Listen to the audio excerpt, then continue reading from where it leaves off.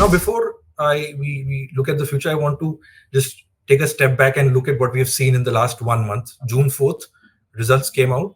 The India Alliance about at 240, the NDA at 294. The Maha Aghadi in Maharashtra, 30 out of 48 seats. There was a special session of parliament, which is where you could see the opposition really flexing its muscles, and there were issues like the NEET exam, which also took center stage. With the current numbers, what is the strategy of the opposition to corner the National Democratic Alliance, given the fact that the Bharatiya Janata Party does not have a majority of its own? The only strategy is to speak for the people of this country, to do the Jan Ki Baat, because the country is fed up of hearing the Man Ki Baat. The only strategy is that we get the government to understand that it has a responsibility towards the state of Manipur, to explain to the government that they have a responsibility to the students of this country. They have a responsibility to the youth of this country, to the women of this country, to the farmers of this country, to the poorest section of this country, which they seem to have forgotten by the sheer power that they enjoyed over the last decade. Even recently, there was a report in the Hindu which showed that how many jobs were lost and formal jobs were lost because of demonetization. So those are things that we have decided that we will prioritize people's issues first. And if that means cornering this government because this government refuses to acknowledge the problems and the challenges, then we will do so. Because the responsibility has been given to the people by the people of this country to us. And as a joint opposition, we will continue to hold them accountable for all the promises that they've made and all the challenges the country is facing. Like I said, there were a host of issues, including Manipur. We just had leader of opposition in the Lok Sabha, Rahul Gandhi, make a visit to Manipur.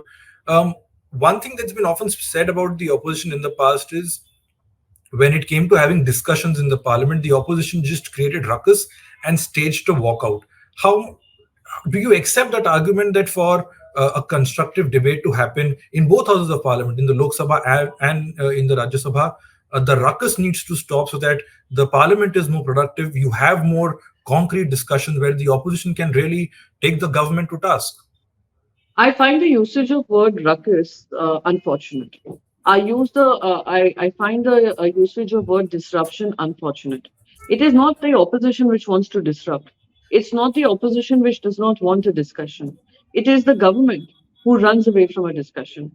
The Parliamentary Affairs Minister does not belong to the opposition, belongs to the government. And it is his job to ensure that if the opposition has something to say, it is heard.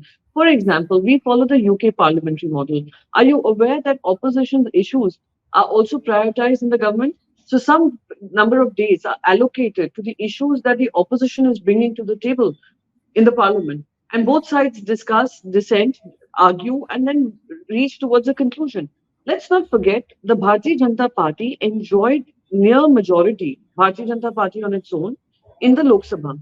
What stopped it from having a discussion and effectively countering any charges that were being made by the opposition? So the ruckus is something that the BJP and its allies wanted to do because they don't have answers.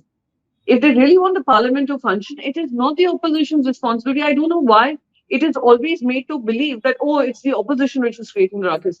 It is a government which is refusing to be held accountable. And the voices that we are raising, which is titled as disruption, is the voices of the people of this country. Are you okay with us saying that, okay, let's not discuss Manipur. Okay, so the government is in majority. Let's not discuss the price rise. Let's not discuss the Adani corruption. Let's not discuss the joblessness. Let's not discuss the paper leak. So, I find that usage of word unfortunate because we would want the parliament to function. We would want to hold them accountable.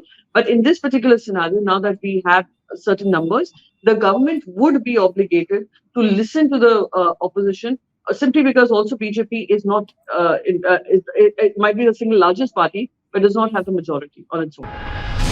Stay ahead with our cutting edge news app. Instantly access the latest shorts in just 1 minute and breaking news in just 50 words. Download now for a smarter, faster news experience.